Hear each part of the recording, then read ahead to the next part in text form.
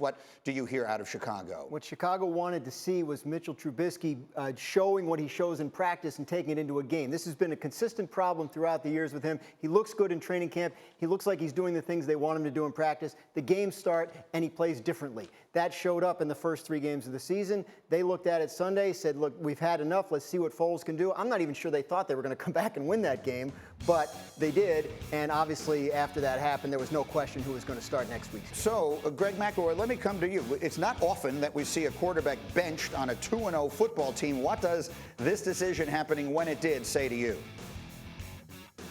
Well, it tells me that there is a disconnect between GM and coaching staff. So therefore, if they had to make a decision about who their quarterback's going to be moving forward, it had to happen in game. Because if you actually watch Mitch Trubisky and his performance on Sunday, it really wasn't anywhere near as bad as we've seen him at times over the past couple seasons, frankly. It was actually relatively average compared to what we've seen from him, and he's been atrocious at times. So it tells me that this was a premeditated move by Matt Nagy and his staff saying, hey, look, we can't do it in the day leading up because there might be meddling from the front office. So what should we do? We'll do it on game day, and hopefully, Nick Foles provides a spark to our offense. It's exactly what happened, and he's going to be the guy moving forward. So what is the expectation now as we look at this situation? Swagoo, where do you expect it to go from here with Foles as the starting quarterback in Chicago? And again, the team, no one is impressed, but they're 3-0.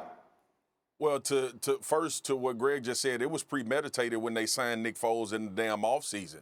That's when it was premeditated. The second thing is when you look at what Nick Foles did, that's exactly what needed to be done to validate what they already knew what was going to happen. Listen, and I heard Grass talk about it, and we've all heard it, that Mitchell Trubisky did a tremendous job in camp, and the players were responding to him. But, fellas, don't sometimes we just need to start believing who guys are?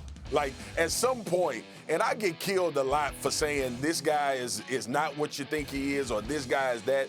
And obviously you can have one-offs and have great games in a fourth quarter where you throw 3 touchdowns.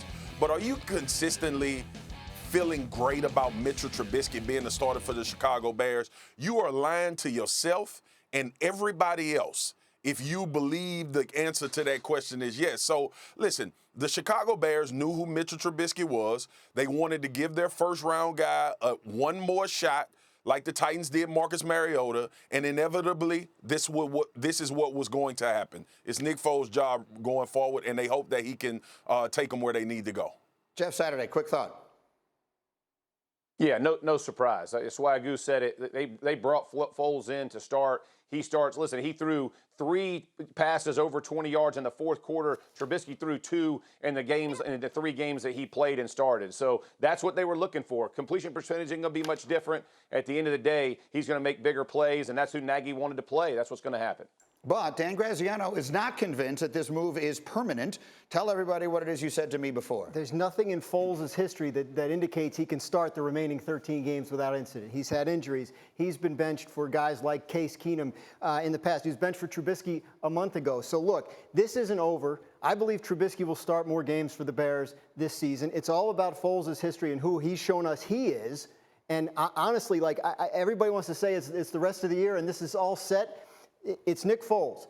If Nick Foles starts all 13 remaining games for the Bears this year, I will wear a bear costume on this show on live television. I promise you that. You can hold me to it. If he starts 13 more games this year, bear suit. Mark the tape. 8/16/50 on this day, whatever today is, Tuesday, September something. Dan Graziano in a bear suit. Thank you for watching ESPN on YouTube. For live streaming sports and premium content, subscribe to ESPN+.